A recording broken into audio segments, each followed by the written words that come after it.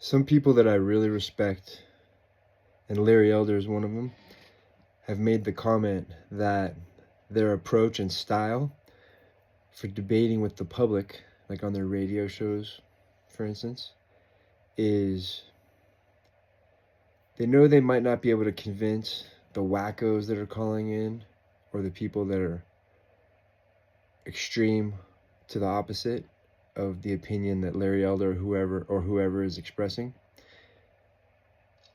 So what they do is they lay out the calm argument and they just speak common sense and they communicate the points very calmly and logically, because maybe they're not going to convince that nutso, but they're going to convince the hundreds or thousands or millions of other people who hear that calm, rational, logical, philosophical argument. And even though a lot of these crazy people who are expressing the disgusting comments they're making about Charlie Kirk's assassination and murder, they're a very small minority, even though they're vocal and it's very apparent and it catches our attention. But what this is doing is all of the people, the masses of people that are, let's say, normal or logical or reasonable, let's just say reasonable, this is igniting them and turning them on. And now they're listening to Charlie Kirk's message and his hundreds and hundreds of videos and hours of talks that he's done. And they're saying like, wow, here is a very reasonable, logical, loving person. And these wackos slayed him, assassinated him for expressing loving, calm, reasoned arguments. And so for this reason, I truly believe that's why this is waking up a lot of people. I've seen videos where high school students and then the college students are shocked and appalled because a lot of people are just like basically reasonable. Even if they disagree, maybe they lean a little bit liberal or a lot liberal, but they're still not okay with an assassination or murdering somebody who is opening a discussion and giving everybody the opportunity to speak. I've been to at least 2 turning point events, and the rule there is if you disagree with the speaker, one was with Charlie Kirk and the other one was with Dennis Prager, you get to cut the line and go to the front and take the mic. They welcomed people who disagree with them. They welcomed people who had a contrary opinion to what turning point or the speaker was expressing.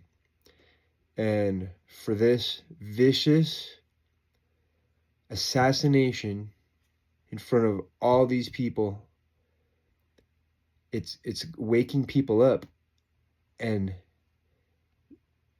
it's destroying the argument to the contrary of what Charlie Kirk's message was. Because people are like, he was a very reasonable guy. He was presenting a reasonable message in love.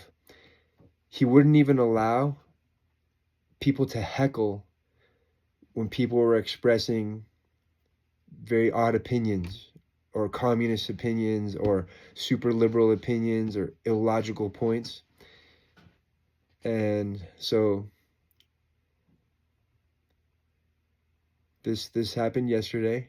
I'm making this video like a day later. I've listened to hours and hours of commentary and discussion on his assassination. Last Sunday, I had just got tickets to the event here at CSU in Colorado for the event from the 18th. I was so happy to be able to go to see Charlie Kirk again. He had a great impact on me. And he'll forever be in my heart and on my mind. He was a great man, and he had a huge impact on me. I highly value logic, philosophy, discussion. The first Bible verse that I ever memorized as a kid was John 1:5. And the light shineth in the darkness, and the darkness comprehended it not.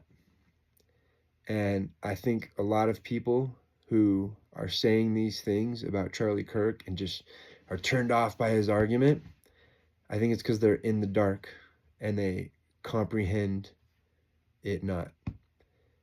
And so there's a lot of people who are up there preparing a place for us with Jesus.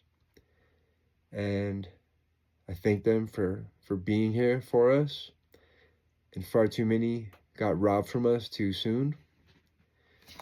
But in the name of Jesus, we're going to keep doing what we think is right and doing our best to bring light into the world, light into the dark. And we welcome you to come to our side.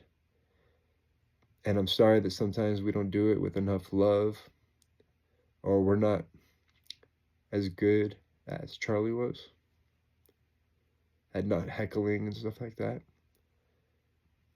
But he left a legacy for us to live up to. So thank you, Charlie.